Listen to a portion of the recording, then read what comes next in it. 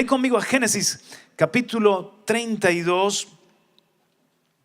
Génesis capítulo 32. He titulado este mensaje un poquito largo, pero así lo entendemos bien. El campamento de Dios en la tierra. Nunca he predicado sobre esto aquí y he estado a veces orando al Señor y preguntando: Señor, ¿cuándo es el tiempo de este mensaje? Y tengo mucho testimonio de que hoy es el día para hablar acerca de el campamento de Dios en la tierra. Este mensaje en Bolivia, en Granada, en algún otro lugar el Señor lo ha traído, pero viene hoy con su gracia, con la gracia para esta oportunidad y para este día. Y vamos a entender muchas cosas, mis hermanos. Génesis capítulo 32, verso 1 y 2. Yo estoy usando ahora la Biblia de las Américas, esta versión muy buena de las Sagradas Escrituras. Génesis 32, 1 y 2. Y cuando Jacob siguió su camino, los ángeles de Dios le salieron al encuentro. Y al verlos, Jacob dijo: este es el campamento de Dios. Por eso le puso a aquel lugar el nombre de Mahanaim, que significa dos campamentos. La primera pregunta en esta mañana es: ¿por qué en este momento de la historia de Jacob este encuentro con los ángeles de Dios?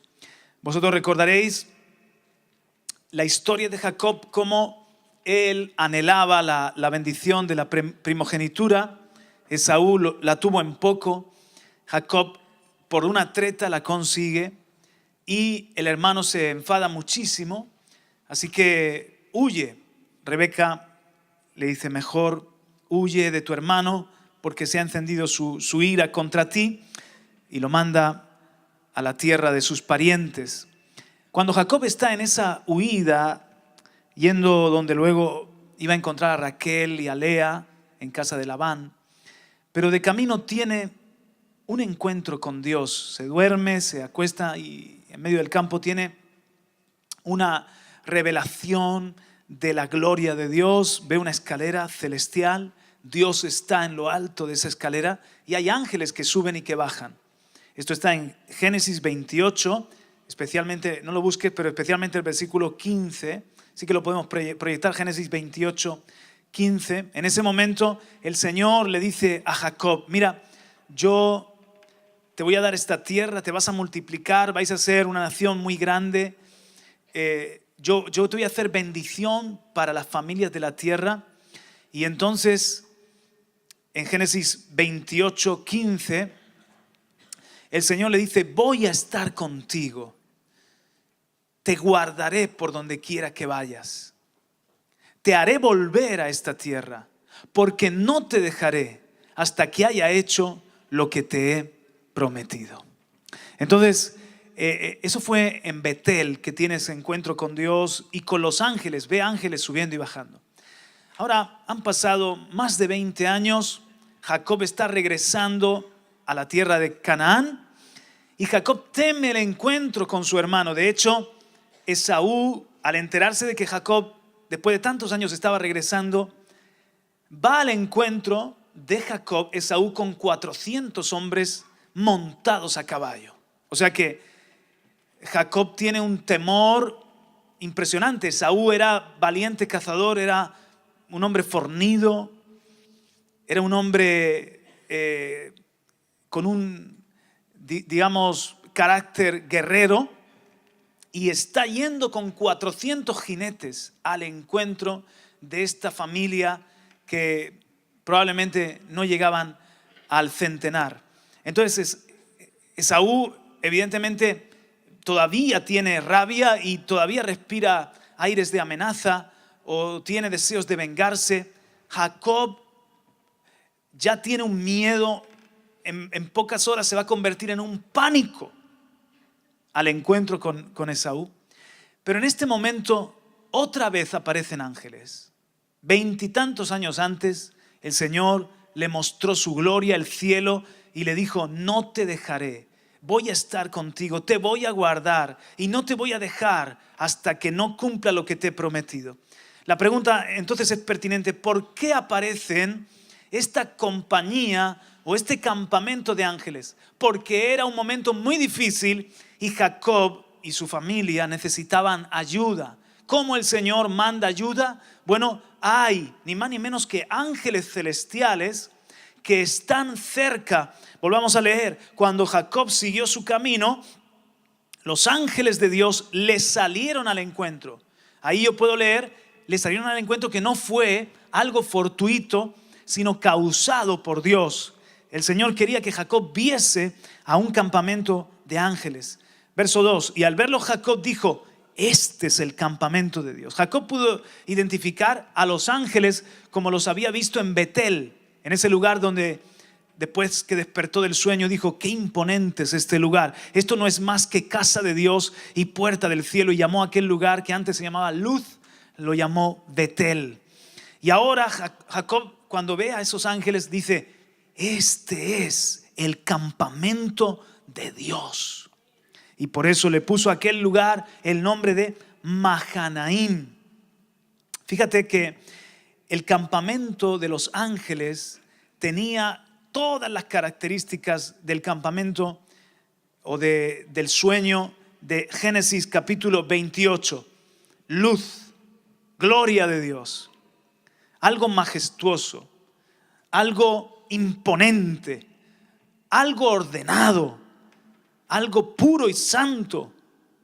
El cielo en la tierra. Este es el campamento de Dios. O sea, esa compañía de ángeles impresiona a Jacob. Pero entonces llama a aquel lugar Mahanaim, 2 campamentos. ¿Y por qué? El Señor me llamó la atención años atrás de este nombre. ¿Por qué Jacob dice Mahanaim, 2 campamentos? Evidentemente, él representa un campamento y esos ángeles representan el otro campamento. Y Jacob dice Mahanaim, 2 campamentos. No podemos ser un solo campamento, porque esos ángeles son el cielo en la tierra, y lo que yo represento y lo que es mi familia es muy diferente. Mi campamento a ese campamento. Aquí hay un Mahanaim, aquí hay 2 compañías, aquí hay 2 campamentos. Más adelante voy a ahondar en esas diferencias, pero si os dais cuenta, todo lo contrario de lo que acabo de decir. Si el campamento de los ángeles estaba lleno de luz, el campamento de Jacob de oscuridad. Si el campamento de los ángeles estaba lleno de orden, el de Jacob desorden. Si el campamento de los ángeles estaba lleno de santidad y pureza, el campamento de Jacob estaba lleno de carne, de sangre, de ira, de violencia, por la historia y el contexto lo sabemos, de idolatría también. Entonces Jacob no se acerca a ese campamento para ser un solo campamento, sino que se mantienen a una distancia. Acampa Jacob allí, pero el campamento de los ángeles está a una distancia prudencial. Entonces, mis hermanos, la pregunta es para nosotros hoy: si tuviéramos un encuentro con un campamento de ángeles, ¿podemos decir que vengan con nosotros a hacer un solo campamento? O también, como Jacob, diríamos Mahanaim, 2 campamentos. Imagínense que al salir hoy de aquí hay en todo lo que es la Avenida de la Libertad un grupo impresionante, majestuoso de ángeles de Dios que el Señor nos los regala por un tiempo, bajan del cielo, están ahí, son un campamento de Dios en la tierra. La pregunta mía es: ¿pueden ser un solo campamento con nosotros? ¿Pueden sentirse a gusto? ¿Pueden encontrar en medio nuestro el ambiente del cielo?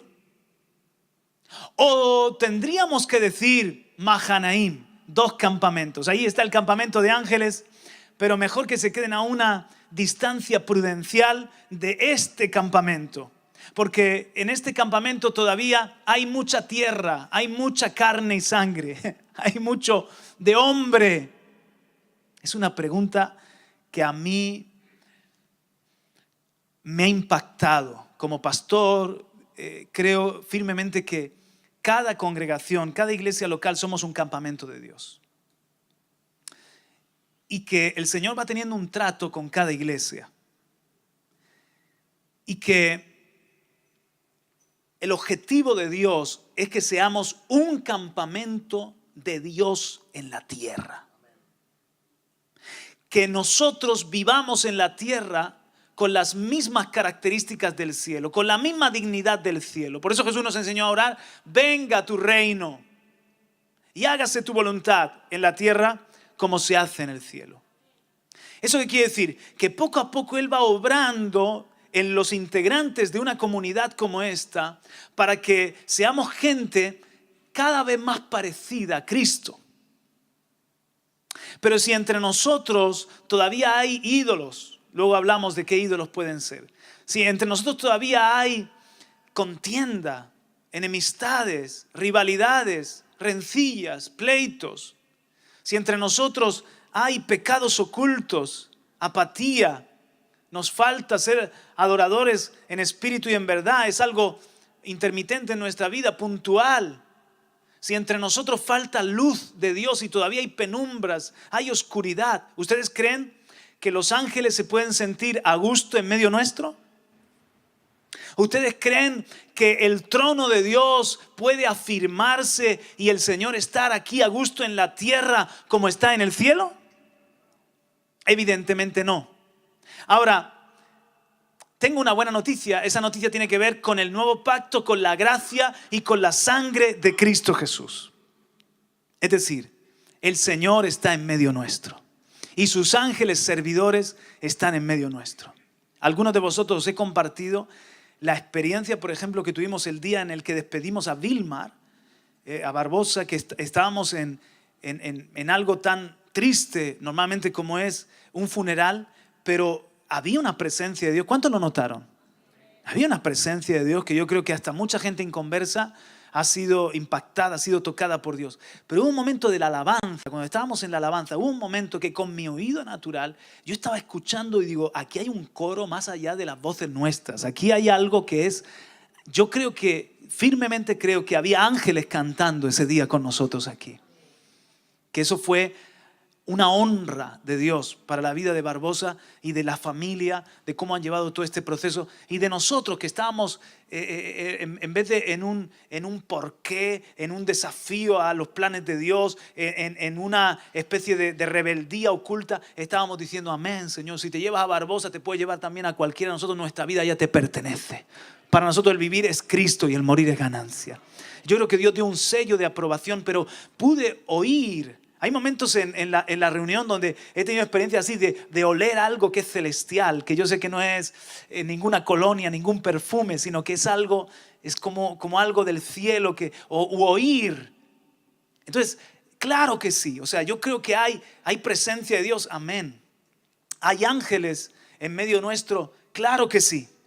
Claro que sí. Pero eso es por la gracia también, eso es porque estamos cubiertos con la sangre de Cristo Jesús y el Señor nos ama y somos su pueblo y Él lo ha prometido y Él es fiel al pacto. Pero también es cierto que allí donde hemos aprendido que allí donde se le honra a Dios, allí donde hay santidad, Él está a gusto y Él se manifiesta. Si nosotros somos una iglesia que le agrada al Señor, Él hace bajar el fuego de su aprobación. No estuvo igual de a gusto el Señor en la casa de Simón el leproso cuando Marta, María y Lázaro estaban a su alrededor y María derramó el perfume. No estaba igual de a gusto en esa casa donde se le adoraba y se le honraba como en la casa de Simón el fariseo, donde no le dieron beso, donde había una indiferencia, donde había más bien una especie de traición oculta buscando un motivo para acusarle. Y allí el Señor no se manifiesta, el Señor no abre el corazón. Y hay lugares donde Jesús está fuera a la puerta llamando, aunque somos iglesias del nuevo pacto, que tenemos su perdón y su salvación, pero el Señor no lo describe así: estoy a la puerta llamando. Porque hay tanto del yo humano y hay tanto desorden y tanta carnalidad. En este caso los de la Odisea se sentían ellos tan ricos y tan sabios y tan fuertes en sí mismos. Y dice: ¿y no sabéis que sois tibios? y que yo veo como dignos de lástima, arrepentidos, porque dice, estoy a la puerta llamando. Estaban llenos de religión, estaban llenos de ego, pero no estaban llenos de la presencia del Señor en sus reuniones. ¿Os dais cuenta, mis hermanos? Y esto es así. O sea, cuanto más estamos viviendo el reino, el cielo en la tierra, cuanto más estamos viviendo la vida de Cristo, más a gusto está el Señor y se mueve y se manifiesta. Y el Señor puede decir, este es mi campamento en Murcia. Esta congregación es un campamento mío en medio de la tierra, donde ángeles pueden adorar, donde yo me siento allí como en el cielo. Esto es un objetivo que tenemos que perseguir. Amén, hermanos. Y cada iglesia local y cada congregación. Ahora, indudablemente eso es un proceso. Eso no es de la noche a la mañana. Si nosotros en esta mañana tenemos que decir Mahanaim, 2 campamentos, y reconocer que nos falta mucho, tenemos esperanza, y es que Dios sigue trabajando en nosotros. Dios sigue obrando. Amén. Mirad, he descubierto algo. Se encuentra en Génesis capítulo 46. Si me acompañas un poquito más adelante, en Génesis 46, se me olvidó decirte que pongas una marca, pero bueno, estamos cerca. En Génesis 46 está hablando acerca de los que entraron a la tierra de Egipto con Jacob. Versículo 1. Dios nos habla en un lenguaje simbólico, tipológico. Y voy a hablaros acerca de los números y voy a hablaros acerca también de los lugares. Muy rápido. Pero mirad, Génesis 46 dice en el 1, si está la iglesia, denme un amén. Y partió Israel con todo lo que tenía y llegó a Beerseba. ¿Quién es este Israel? Muy bien. ¿Y por qué se le llama, en vez de Jacob, Israel? Porque ya ha tenido el encuentro con Dios, ya es un hombre diferente. Dice, y ofreció sacrificios al Dios de su padre Isaac. Lo vemos un adorador. Y Dios habló a Israel en una visión nocturna y dijo, Jacob, Jacob. ¿Qué pasa cuando Dios dice algo 2 veces? Desierto, desierto. Marta, Marta. Jacob, Jacob. Mucha atención. Dice, y él respondió, heme aquí. Eso cuando Dios te llame 2 veces por tu nombre, tú tienes que decir, Samuel, Samuel. Hablas, Señor, que tu siervo escucha. Si estás durmiendo y de repente despiertas, Paco, Paco. O como Dios te llame a ti. Pedro, Pedro. Juana, Juana. Heme aquí, Señor. ¿Qué dice mi Señor? Sal de la cama con un salto. Heme aquí, verso 3. Y él dijo, yo soy Dios, el Dios de tu padre. No temas descender a Egipto, porque allí te haré una gran nación.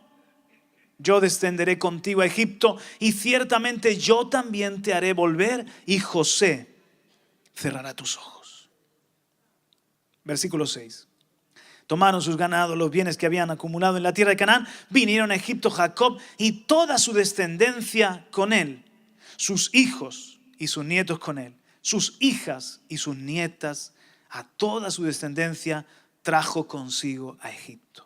Ahora, fijaos bien, hermanos, verso 26. Todas las personas de la familia de Jacob que vinieron a Egipto, descendientes directos suyos, no incluyendo las mujeres de los hijos de Jacob, eran en total 66 personas. ¿Cuántas personas? ¿Y qué representa 66? Carne y sangre. No es todavía 666, que eso es ya directamente el hombre a la diabólica potencia, ¿no? Representa al anticristo. Pero 66, 6 es el número del hombre. En el 6º día fue creado el hombre. Es el número que representa lo imperfecto porque no llega al 7. El 7 es el número de Dios. 66 no está ahí porque sí, sino que hay un mensaje oculto. Eran los varones que habían nacido de los lomos de Jacob, 66. Sin embargo, mira qué bueno es el Señor con esta familia que dice en el versículo 27. Y los hijos de José que le nacieron en Egipto eran 2.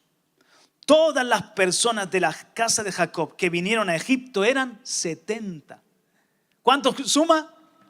Y aquí parece que hay un insulto a nuestra inteligencia.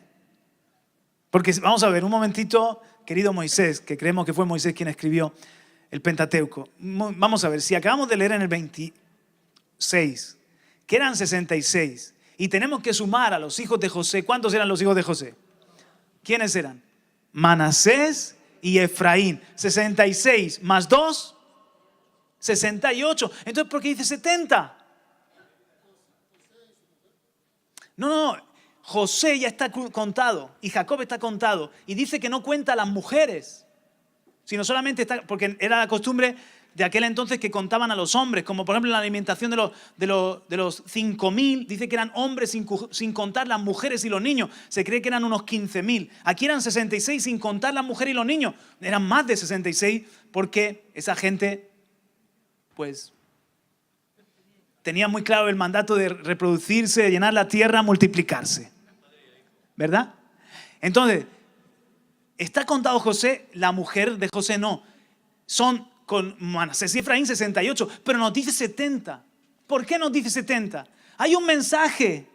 Este campamento de Jacob tenía que pasar de 66 a 70. Y todo campamento de Dios, eso nos incluye a nosotros, comenzamos como 66, pero tenemos que aspirar al 70. ¿Qué es el 70? 7 por 10. Son números, el 7 es el número de Dios, es el número divino, de la perfección, de la plenitud. Y el 10 es el número de lo completo. Es el número de Dios, también es un número perfecto.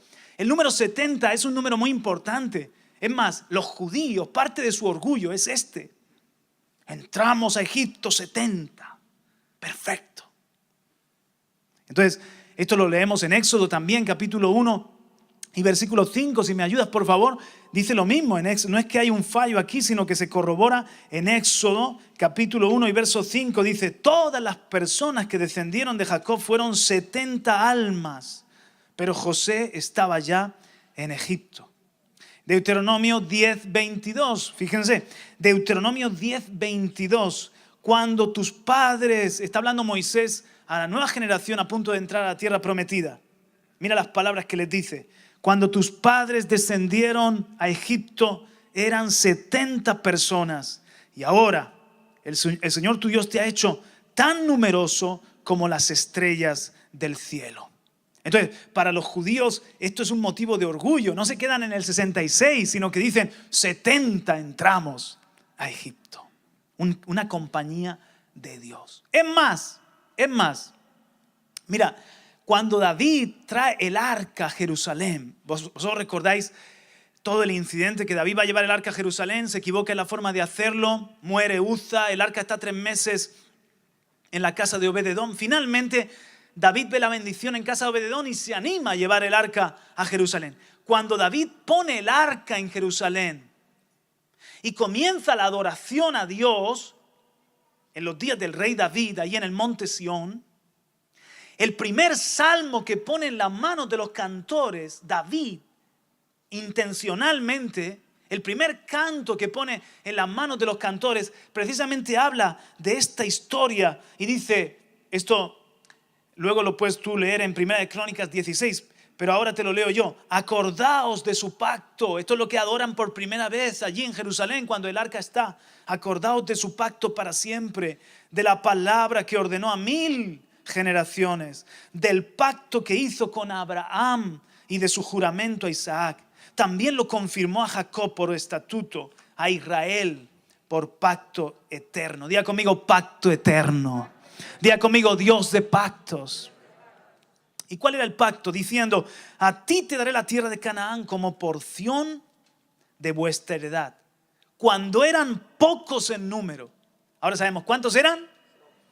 70, ¿verdad? O 66. Ahora vamos a ver en qué nos quedamos. Cuando eran pocos en número, muy pocos, y forasteros en ella, en la tierra, y vagaban de nación en nación y de un reino a otro pueblo, Él no permitió que nadie los oprimiera.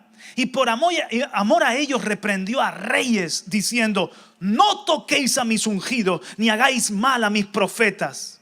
Cantad al Señor toda la tierra, proclamad de día en día las buenas nuevas de su salvación. Lo dicho de otra forma, David está diciendo, aunque eran pocos, y feos, pocos y no muy buenos, pero Dios estaba en pacto con ese pueblo y eran sus profetas y eran sus ungidos, y no permitió que nadie los oprimiera ni les dañara, y dijo: no toquéis a mis ungidos ni hagáis mal a mis profetas.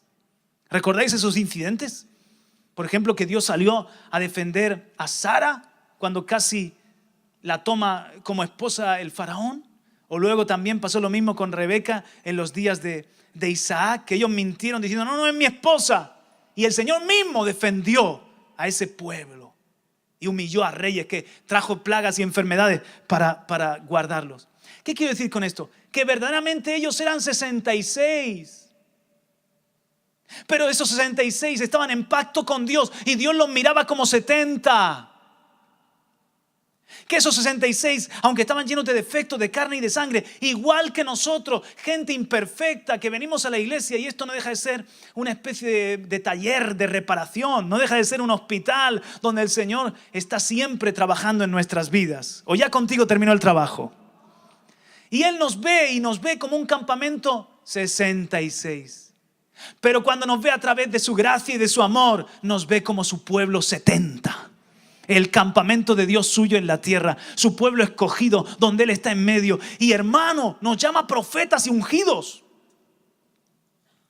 y nos defiende. Oh, eso merece un aplauso, ¿no les parece? Qué gracia con Israel y con nosotros también.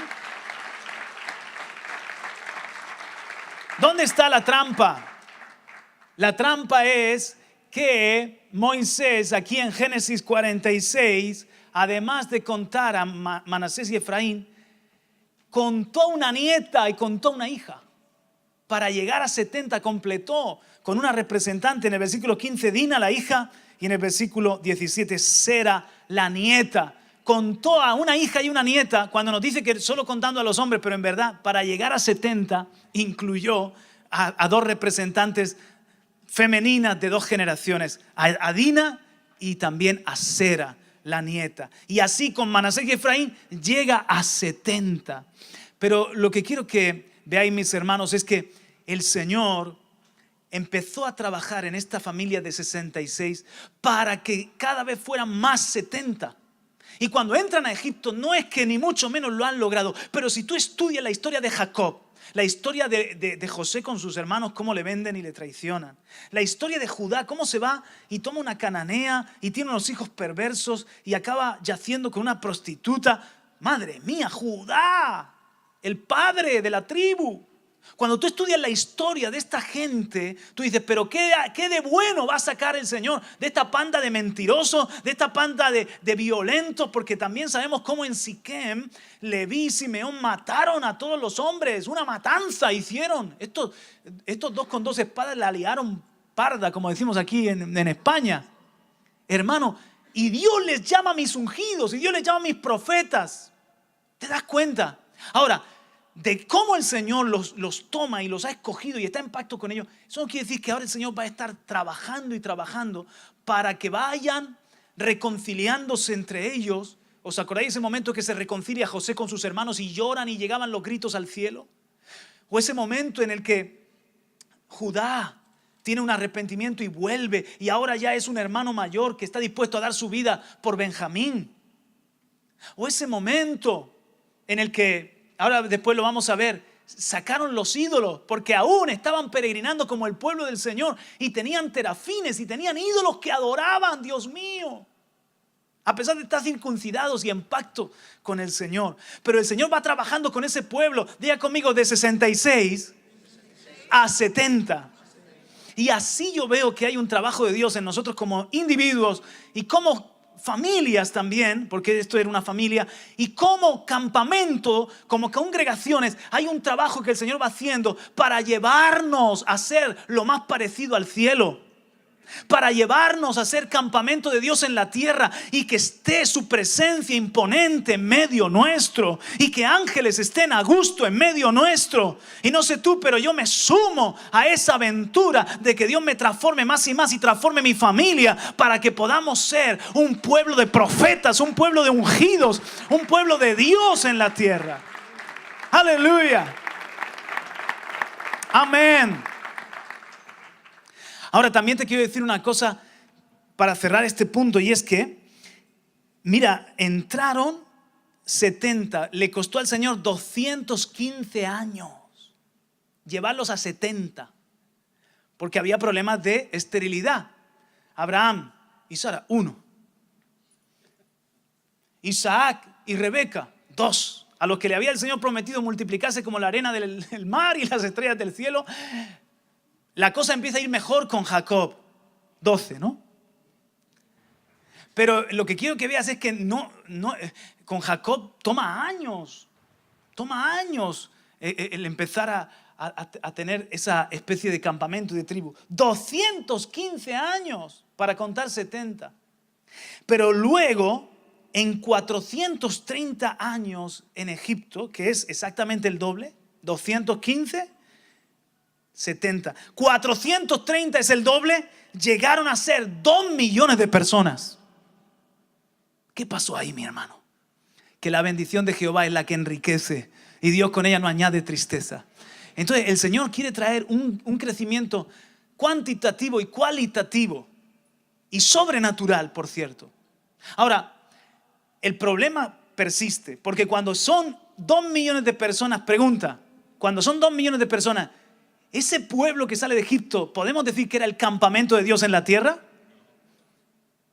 Era un pueblo numeroso, pero eso no es garantía de nada. Nosotros podemos ser una iglesia bien grande y aparentemente que estamos en un avivamiento y que por dentro estemos llenos de porquería, de desamor o de indiferencia o de orgullito, o cuántas cosas feas, y que el Señor esté triste y los ángeles estén como diciendo, ay, cuando me voy a poner en medio de ellos me pongo una pinza en la nariz y allí adoro en medio de ellos. Mahanaim, 2 campamentos. Lo que Dios quiere es que no solamente crezcamos en número, sino que crezcamos de una manera saludable, que crezcamos en santidad y crezcamos en piedad y que crezcamos en temor de Dios y crezcamos como discípulos verdaderos de Cristo.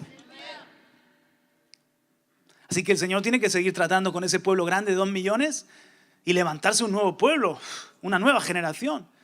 Y así siempre está trabajando para hacernos un campamento de Dios. Para hacernos un campamento de Dios hay 2 lugares que son muy importantes. Diga conmigo, de Mahanaim a Betel. Betel es casa de Dios. Betel es donde el Señor tiene ese encuentro con Jacob. Betel representa el ideal de ser un campamento de Dios. ¿Qué dijo Jacob en Betel? Esto no es otra cosa que casa de Dios y puerta del cielo. Eso es lo que el Señor quiere que sea cada congregación. Una casa de Dios, donde esté su presencia, y una puerta del cielo, por donde esté el cielo fluyendo a la tierra. Pero nos toma de Mahanaim, 66 a 70, de Mahanaim a Betel. ¿Ves el lenguaje tipológico de la Biblia? ¿Ves cómo el Señor encierra mensajes ahí para que podamos ver ese proceso? De ese lugar donde Jacob ve a los ángeles y dice, 2 campamentos. Yo creo que Jacob se miró a sí mismo, miró a Raquel, miró a Lea, miró a los hijos y dijo, madre mía, vamos a ponernos aquí y los ángeles los dejamos ahí tranquilitos. Si necesitamos ayuda ya les buscamos. Porque como esa luz de Dios venga aquí en medio, lo primero que va a exponer es mis propias tinieblas. Lo segundo que va a exponer las tinieblas de Raquel, Raquelita, ¿os acordáis? Que esconde los ídolos debajo de la falda y llega a Labán a buscar sus ídolos desesperados. Me han robado mis ídolos en los que está mi confianza. Y ahí está Raquel. Jacob, ¿tú sabes algo? Yo no sé nada. Y como Labán conocía a su hija, le dice, tú les tenías mucho cariño. Tú estabas siempre con los ídolos para arriba y para abajo. ¿No los tendrás tú? Búscalos si quieres, padre. ¿Qué tienes debajo de la falda? Levántate, es que estoy con la menstruación. No puedo en este momento levantarme. Bueno. Excusa universal, ¿no? Esa. Entonces,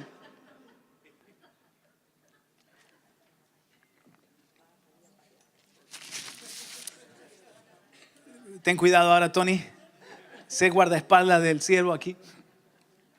Entonces, mis hermanos, Raquel, y así podemos seguir. Y Jacob dice, Mahanaim. Pero el Señor los quiere llevar a Betel, a ser 70, hacer campamento de Dios, casa de Dios y puerta del cielo. Entonces hay dos citas. Diga conmigo, Peniel y Siquem.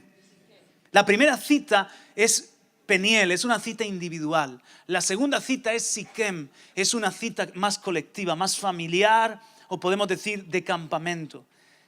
Siquem, vamos a verlo después. Vamos a empezar con Peniel. Volvamos a Génesis capítulo 33. Un poquito para atrás. Génesis capítulo 33. 32 primero.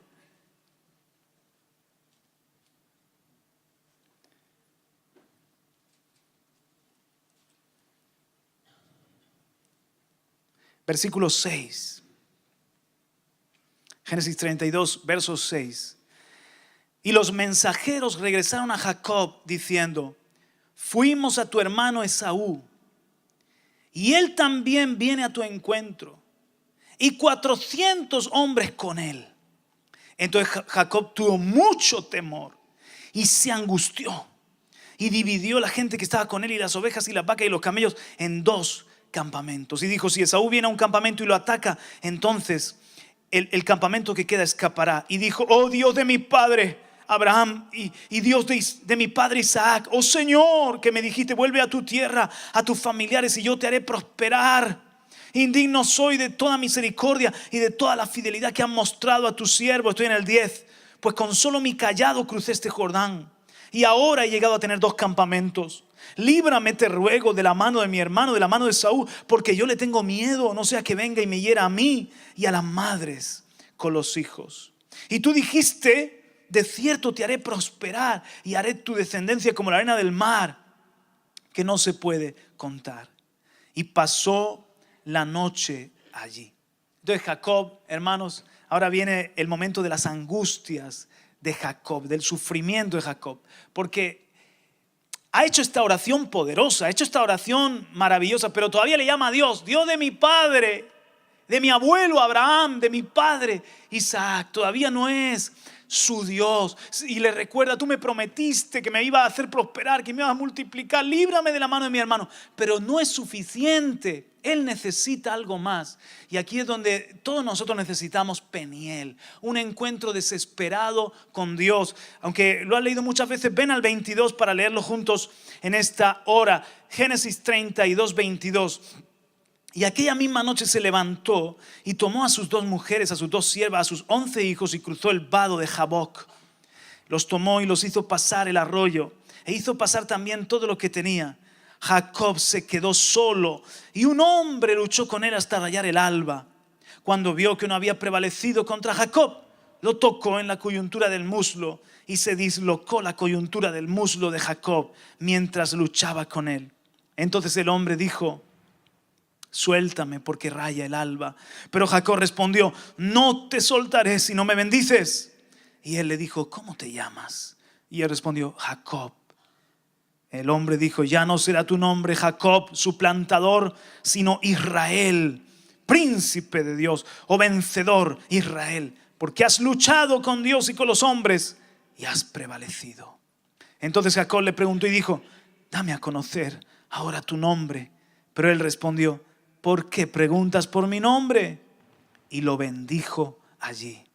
Y Jacob le puso a aquel lugar el nombre de Peniel. El nombre de Peniel significa rostro de Dios, porque dijo: he visto a Dios cara a cara y ha sido preservada mi vida.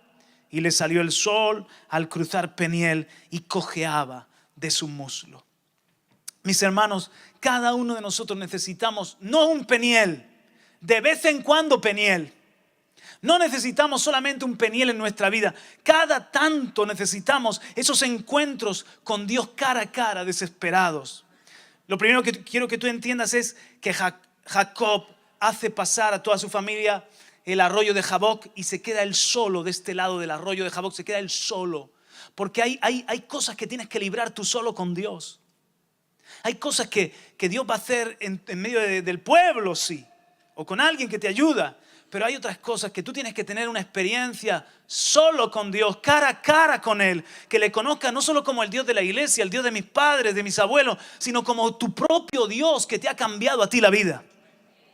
Lo segundo que quiero que veas es que aquí hay algo que se puede perfectamente escenificar. ¿De qué se trató esta pelea? La pelea se trató, imaginaos que donde están las banderas, allí de ese lado de la izquierda mía, ¿verdad? Está el campamento de los ángeles. Jacob sabía que la ayuda venía del Señor, que ese encuentro con el campamento de ángeles no había sido casualidad y que estaban allí, eran los únicos que podían librarle.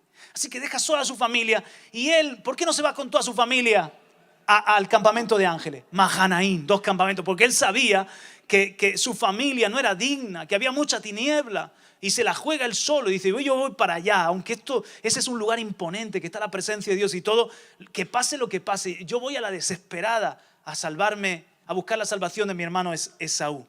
Y cuando está yendo, él piensa que allí está la bendición. Y aparece Jesús mismo, muchos pensamos que es una cristofanía, Jesús mismo aparece en medio de esa noche a impedirle el paso. La lucha no era a puñetazos, no era a ver quién vencía a quién. Era una lucha de que Jacob quería llegar a la bendición. Jacob quería llegar al campamento de ángeles. Y ahí estaba Dios mismo, pero Jacob no sabía que era Dios. Pensaba a lo mejor que era un guardia de ese lugar o un hombre misterioso, un ángel que estaba ahí apostado. No sabía quién era bien, pero sí que era majestuoso, era maravilloso porque no le podía vencer. Entonces yo me imagino, ayúdame Jonathan, vamos a escenificarlo, ¿no? Entonces tú eres muy fuerte, ¿no? Siéntate Jonathan. Y Zoe, ayúdame, tú eres más... Bueno, pero está fuerte también. Y Zoe. Entonces, y Zoe, ¿tú y Zoe juega fútbol o algo? Bueno, entonces, y Zoe, tú tienes que intentar llegar a las banderas, ¿de acuerdo? Y yo te lo voy a impedir.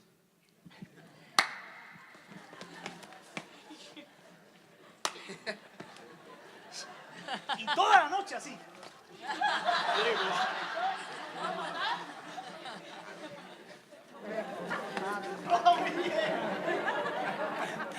Gracias, Isoe.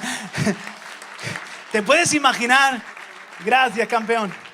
¿Te puedes imaginar a Jacob hasta perder la fuerza y que le empujaba y caía y otra vez se levanta? Yo me imagino al Señor diciendo, qué tío más cabezón. Y otra vez se levantaba y otra vez lo intentaba hasta que ya dice, a este lo hiero, a este, y le hirió en la coyuntura del muslo. Y aún herido en la coyuntura del muslo, quería seguir llegando. Pero hay un cambio. Hay un momento en el que Jacob entiende. ¿Qué pasa? Estoy fatigado. Estoy mal de forma. Hay un momento que Jacob entiende. Jacob dice, este ser, cuando alguien está desesperado y luchando por su familia, genera una adrenalina y una fuerza impresionante. O sea, esto no es un jueguito. Jacob quería llegar a toda costa a pedir salvación. Pero este ser era algo divino, celestial. Jacob se da cuenta. Entonces, herido y todo, ya dice, se aferra y dice, ya está. Él me puede ayudar. Él me puede ayudar. Este es un ángel, este es Dios mismo, este es un hombre maravilloso, celestial, y se aferra. Y entonces ya rayaba el alba y le dice, déjame, que los vampiros no nos puede dar la luz del sol. No. Déjame, que no me puedes ver el rostro, porque así estaba escrito, ¿verdad? Que los hombres no podían ver el rostro de Dios. Aún Moisés, que escribe esto, vio las espaldas de la gloria de Dios, pero no vio el rostro. No me puedes ver el rostro y seguir vivo. Entonces ya raya el alba, ya se está haciendo de día. Déjame, me tengo que ir. Y dice Jacob, no te dejaré si no me bendices, hasta que no me bendigas. Y entonces el Señor le lleva a ese punto. Hermanos, aquí hay tanta enseñanza. En primer lugar, déjame decirte algo. Muchas veces el Señor, Él mismo te retrasa la bendición. Él mismo te retrasa el milagro. A veces el Señor mismo se te interpone en el camino y parece que te está obstaculizando salir pronto del atolladero. Parece que Él mismo está dilatando los procesos. ¿Por qué? Porque Él no está interesado en tu bendición. Él está interesado en tu transformación. Él no tanto está pensando en darte escape de una situación, sino de que esa situación te sirva para que tú le conozcas y seas más como Él. O sea, la preocupación del Señor no era librarle de Esaú, porque el Señor hace así, le cambia el corazón a Esaú como pasó. Lo que el Señor quería era prevalecer sobre Jacob, transformar la vida de ese hombre, que tuviese un encuentro cara a cara en Peniel con el Señor. Y así pasa, hermanos. Dios sabe cómo somos cada uno de nosotros y sabe a qué punto llevarnos de nuestra vida, a qué punto de quebrantamiento, de desesperación, de hartazgo. Muchas veces yo me he sentido cansado de mí mismo, cansado de la vida que estoy viviendo, de luchar con las mismas cosas, o de sentir que toco techo y ya no subo más, que hay una especie de estancamiento. ¿Qué tengo que hacer? La solución no está en tal congreso, en llegar a pegarme a tal persona, o lo que yo a veces pienso que puede ser el cambio y el milagro, que me cambien de iglesia, que me cambien de ciudad, que me cambien de trabajo, y ahí el Señor me va a dar de verdad un nuevo tiempo en mi vida. La solución está a los pies de Cristo. Solo con Cristo. Ahí es donde yo he sido transformado. En ese día, dice Jacob, he visto al Señor cara a cara y ha sido preservada mi vida. Pero no, hubo una muerte y una resurrección. Murió Jacob y se levantó Israel. El que fue preservado fue Israel. El que murió a los pies del ángel de Jesús mismo fue Jacob. Y yo necesito encuentros con Dios donde mi carne es derrotada y resucita mi espíritu. Yo necesito encuentros con Dios donde el hombre viejo cae totalmente quebrantado, pero se levanta el hombre nuevo en Cristo Jesús. Y si tú no has tenido todavía esa experiencia, déjame decirte que no hay favoritismos. Que Dios no es solamente el Dios de tu padre, de tu madre, de tu hermano, del pastor o de quien sea. Es tu Dios también. Nuestros hijos necesitan esas experiencias. Hay mucha ayuda que les podemos proveer a nuestros jóvenes, a nuestros hijos, a nuestros nietos en medio de la iglesia y personalmente como familia. Pero yo sé que Dios les va a llevar a Peniel, que Dios les va a llevar a momentos de desesperación, donde la única respuesta va a estar en el Señor, en el amor de Jesús. Y esa pelea es una pelea santa. A veces es una noche de desvelo, a veces es un tiempo de ayuno, a veces es un proceso de meses. Esa pelea dura meses, pero te aferras al Señor y dices: Señor, no te dejaré hasta que no me cambie, hasta que no me bendiga. Yo ya he descubierto que mi bendición no está fuera de ti. Todo lo demás que tú me des es añadidura, pero yo sé que mi bendición está en ti, en tu persona. Tócame, hiéreme, déjame cojo en la carne, pero vivifícame en el espíritu, Señor. Cámbiame el nombre, por favor. Entonces este hombre no solo salió marcado físico, salió marcado espiritualmente. Ya no Jacob suplantador, Israel príncipe de Dios. Y sabes una cosa, el campamento para ser cada vez más 70 necesita príncipes y princesas, vencedores, que has vencido tu carne, que has vencido tu mal genio, que has vencido tu depresión, que has vencido tu adicción, que has vencido las cosas que tú has heredado, que has arrastrado, que has vencido las penurias de tu historia, las has vencido a los pies de Cristo y te has levantado como príncipe, te has levantado como princesa del Señor. No hace falta un título, eso te da unos galones espirituales. Tú puedes contar a otros: Dios es el Dios de mi padre, mi abuelo, es el Dios de la iglesia, pero es mi Dios, que ha hecho algo en mí, que ha marcado mi vida. Y para terminar este punto de Peniel, esto no es solamente en mi vida, por ejemplo, no ha sido solamente un momento, una vez en la historia. Cada tanto, cada X tiempo, Dios me lleva ahí a ese quebranto, a esa desesperación, a ese cansancio conmigo mismo y con lo que me rodea. Dios me lleva a un desvelo, Dios me lleva a caer a sus pies diciendo: Señor, me aferro a ti y no quiero salir de aquí hasta que tú no me bendigas. Pero sé que cada vez que sucede eso, soy más Israel y menos carnal. Soy más el hombre de Dios que Él quiere que sea. Puedes darle un aplauso al Señor, aleluya. Amén.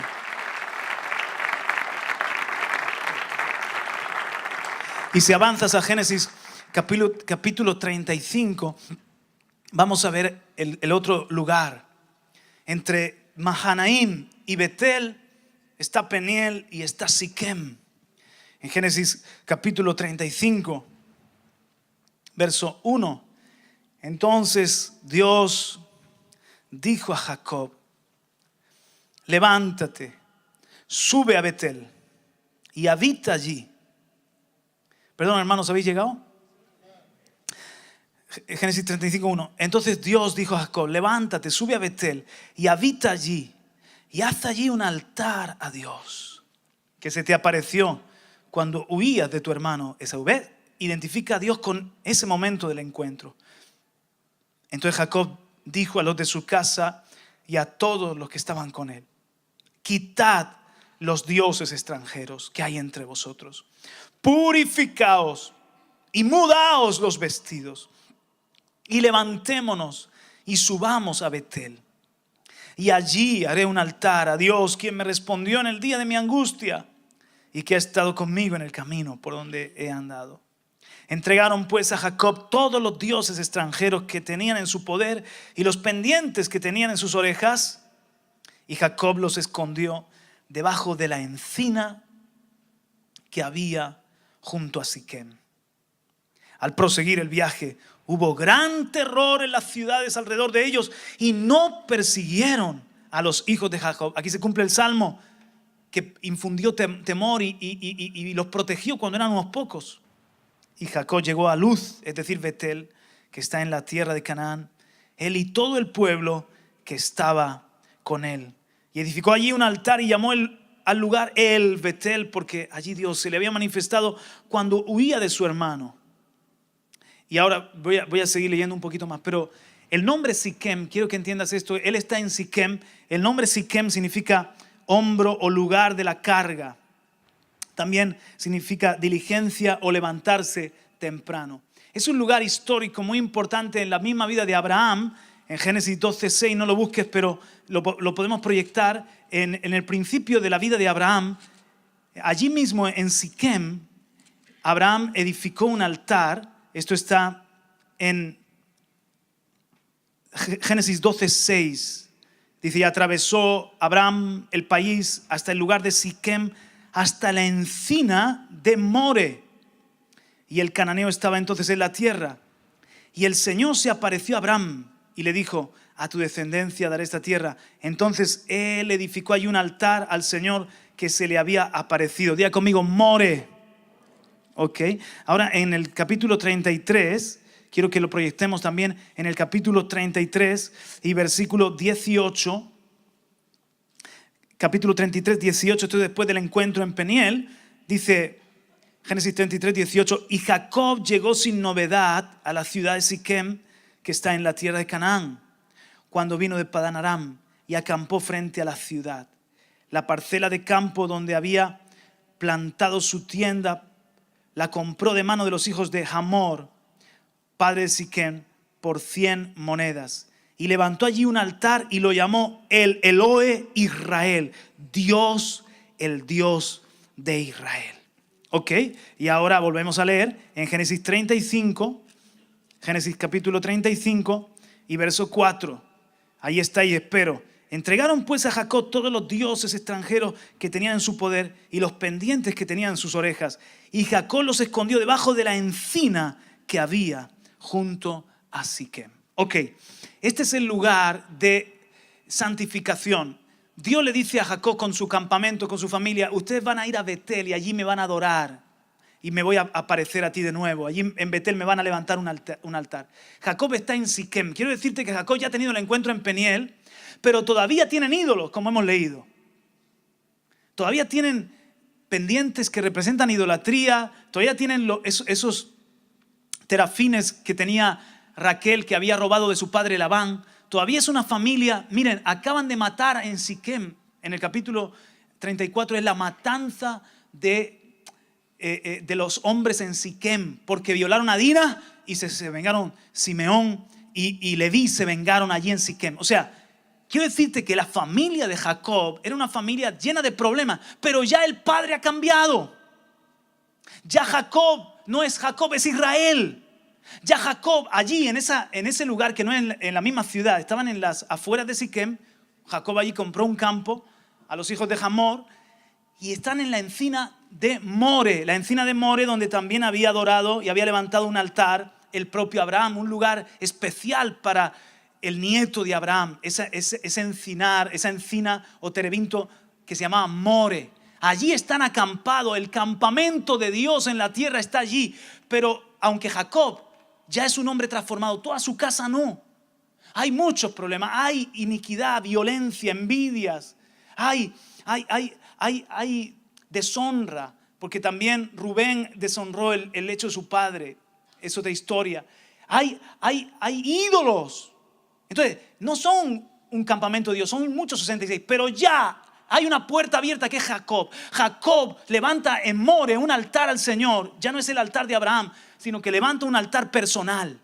Y dice, el Elohe Israel, Dios, el Dios de Israel. Ya no solamente es el Dios de Abraham y Isaac, es el Dios de Jacob. Ahora tú eres mi Dios. Vamos bien.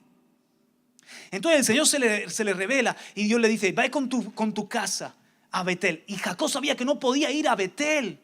Betel representa el número 70, casa de Dios y puerta del cielo. Todavía no podían, había que santificar, o hemos leído purificar. Dice Jacob, limpiaos de los ídolos, purificaos, cambiaos los vestidos que representan la inmundicia. Entonces, mis hermanos, si queremos ser un campamento de Dios, Dios nos hace un llamado personal, pero también Dios nos hace un llamado como familias y como congregación a que nos limpiemos. A que nos limpiemos de ídolos, a que nos limpiemos, hermanos, de toda oscuridad, a que de verdad amemos, abracemos la santidad, que nos mudemos los vestidos. Déjame decirte que aunque parezca todo que está bien, que está muy bonito, hay niveles de la gloria de Dios que no conocemos porque no estamos dando todavía la santidad que Dios anhela. Te quiero decir que hablaba con el pastor Marcos hace poquito y me dice, mira, ¿sabes qué? Compartiendo con unos pastores amigos allí en Córdoba, Argentina, se han puesto en contra de la pornografía bien fuerte, porque se han dado cuenta de que hay esta maldición oculta, hay pornografía, no solamente en el pueblo, sino en el liderazgo. Y el pastor ha comenzado a ministrar libertad y sanidad a los mismos líderes. Y los líderes entonces a todo el pueblo. ¿Saben lo que ha experimentado esa congregación en pocos meses? Un cambio de nivel en sus reuniones, en su adoración, una libertad, una presencia de Dios, una manifestación de milagros. ¿Por qué? Lo que quiero decir es que cuando uno de nosotros está en doble vida, cuando uno de nosotros está ocultando ídolos, teniendo fornicación oculta en su vida, o teniendo adicciones ocultas en su vida, como puede ser esta de la pornografía, afecta a todo el cuerpo. Afecta a todos. Entonces, esto no es para que estemos así como obsesionados a ver quién es el que peca, que le apedreamos. Ni mucho menos. Al revés. Cuando nosotros hablamos con la gente, le decimos, es ridículo que si tú estás mal te vayas de la iglesia o te dejes de reunir. Es como si tú estás enfermo y te vas del hospital y dices al doctor, me voy porque estoy enfermo. No, si aquí es donde tienes que estar para curarte. Entonces, el que esté libre de pecado, que tire la primera piedra. Todos estamos en sanidad, en un proceso de libertad. Evidentemente, yo como pastor no puedo pretender estar aquí predicando y enseñándole a ustedes si tengo problemas así en mi vida. Tengo que estar en victoria y trabajando en otra área y estar bien parado con los requisitos del ministro. Pero lo que quiero decir es que en todo Dios está trabajando. Y casi siempre que Dios levanta a alguien, por no decir siempre, pero a veces hay que no lo levanta Dios, sino lo levanta el hombre. Pero cuando Dios levanta a alguien, Dios te ha hecho pasar por tus miserias. Dios te ha hecho pasar por la experiencia de tu propia humanidad y debilidad. Para que luego no seas un pastor que anda señalando y mirando por encima del hombro, sino que te compadeces de otro imperfecto como tú, de otro pecador como tú. Es más, dice que cuando restauremos a alguien, dice, considérate a ti mismo, no sea que tú también seas tentado. De manera que no importa, esto yo lo he entendido, no importa lo que yo le esté ministrando, si es libertad del alcoholismo, si es libertad del adulterio, si es libertad del juego, lo que sea. Yo no puedo estar parado con esa persona diciendo, ay, yo jamás caería en eso. ¿Cómo puede ser que se gaste el dinero en las máquinas? ¿Cómo puede ser que tenga recaída en el alcohol? ¿Cómo? Porque dice, considérate tú mismo, no sea que tú también seas tentado. No, soy un pecador como tú. La gracia me guarda y me sostiene. Pero yo soy tan débil como tú, yo podría caer en cosas peores. Entonces, tenemos que tener ese espíritu de ayuda y de misericordia y de no condenar a nadie. Entonces, hermano, lo que quiero decir es que en todas las casas tenemos que limpiarnos y santificarnos. Nosotros en nuestra casa le hemos declarado la guerra a la pornografía. Tengo 2 adolescentes, Rebeca ya una joven y un preadolescente. ¿Y que saben ya más de tecnología que yo? Y su madre. Imagínense. Estamos constantemente ayudándoles porque sabemos que la lucha está ahí. Y por eso les he anunciado antes en el tiempo de anuncio que vamos a juntarnos, Vanessa con mujeres y yo con hombres, para un grupo de ayuda para que seas libre de cualquier adicción sexual. Vamos a sacar fuera todo lo que está oculto. Si tienes problemas con el tabaco, con el alcohol, con el juego, si tienes problemas con la pornografía, con la infidelidad, si tienes problemas de que eres uno en casa y otro fuera, y en casa eres una persona violenta, eres una persona amargada, lo que sea, hermano, Dios quiere ayudarte. Está Peniel y está Siquem.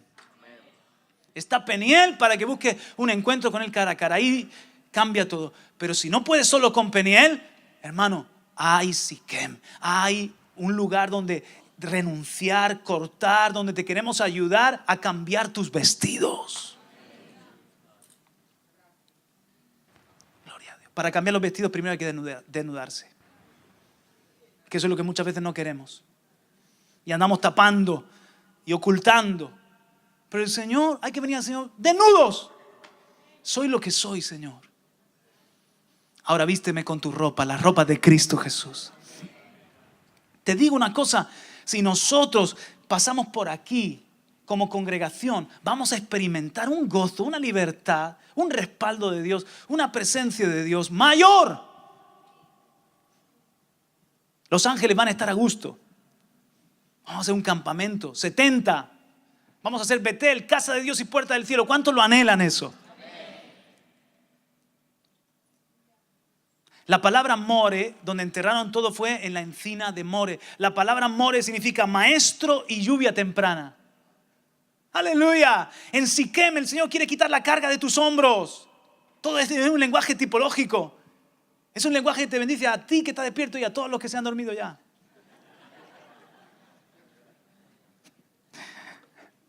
Es que de aquí os veo a todos, ¿no? Y veo a algunos que están así. Cuidado con las moscas y la araña. Entonces, Siquem significa hombro, carga, pero también diligencia, levantarse temprano. Entonces eso es lo que tenemos que hacer, hermano. Dios quiere quitar la carga de los hombros y tenemos que ser diligentes con esto. No lo dejes pasar. Plántale la guerra al pecado. Está vencido. Cristo tiene la victoria, la libertad. Hay un maestro, More, maestro. Hay un maestro experto en sanar el alma, experto en romper cadenas, experto en cambiar la vida, en comprenderte. Hay lluvia temprana. Y de ahí fueron a Betel. Y en Betel el Señor le volvió a decir delante de toda la familia a Israel: tu nombre no es ya Jacob, tu nombre es Israel, príncipe, el que ha luchado con Dios y los hombres y ha vencido. Entonces, mis hermanos, os propongo de parte del Señor que seamos ese campamento y que podamos tener Peniel y que podamos tener Siquem. Padre, gracias por tu palabra, Señor.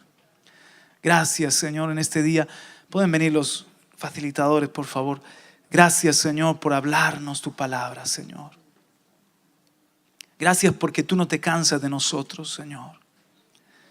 A pesar de todo lo que todavía no hemos alcanzado, lo que todavía está mal, tú nos llamas que somos tus ungidos y tus profetas. Y tú, Señor, no te desentiendes porque eres padre. No te desentiendes de tus hijos. Estamos en un pacto de amor. Estamos en un pacto de misericordia. Pero queremos reconocer en esta mañana, Señor, cuánto te necesitamos, Señor. No queremos seguir diciendo Mahanaim, 2 campamentos. Ahí está el cielo y aquí está la tierra. Ahí están los ángeles y aquí estamos esta panda, este grupo de personas que no acaban de cambiar.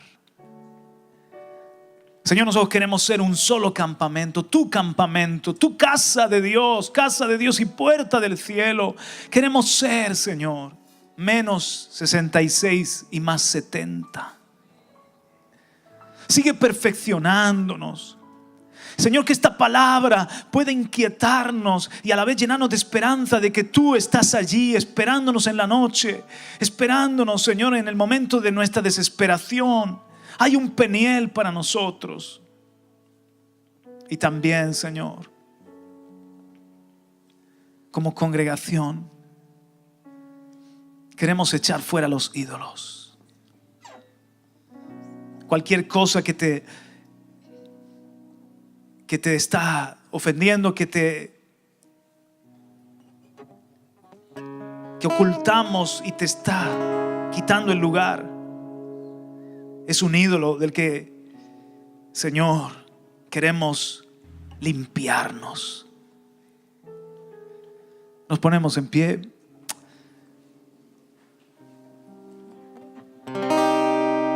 Para cambiar los vestidos.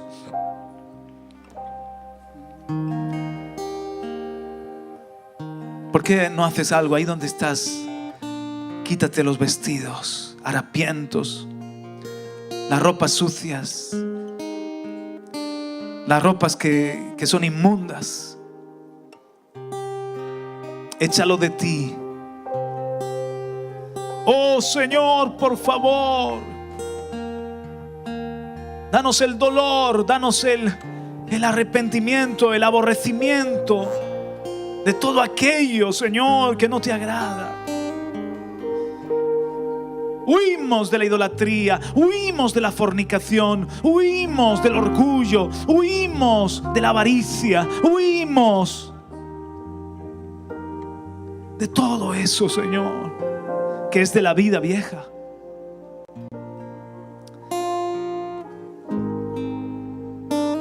¿Por qué no levantas conmigo tus manos al cielo? Y le dices al Señor: límpiame con tu sangre, purifícame, Señor, vísteme con tu gracia, Señor. Adoremos un momento ahí donde estás, que puedas dejar toda preocupación al lado, olvidarte del que está a tu lado también, y cantarle a tu Dios algo entre tú y Él, entre tú y Él.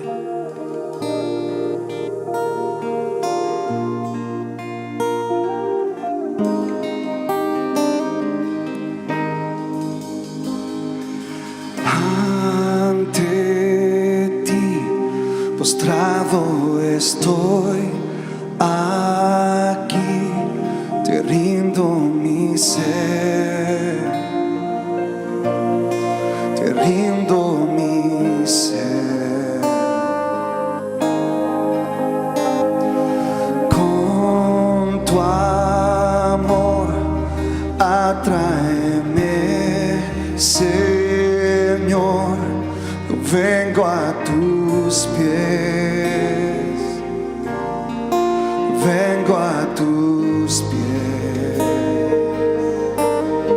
a ti me rindo.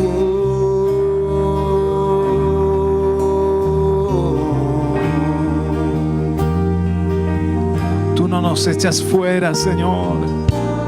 Tú no nos das la espalda, Señor. No. Tú nos recibes hoy. Lléname de gracia, inúndame, safia mi ser, safia mi ser. Mi corazón levanta un clamor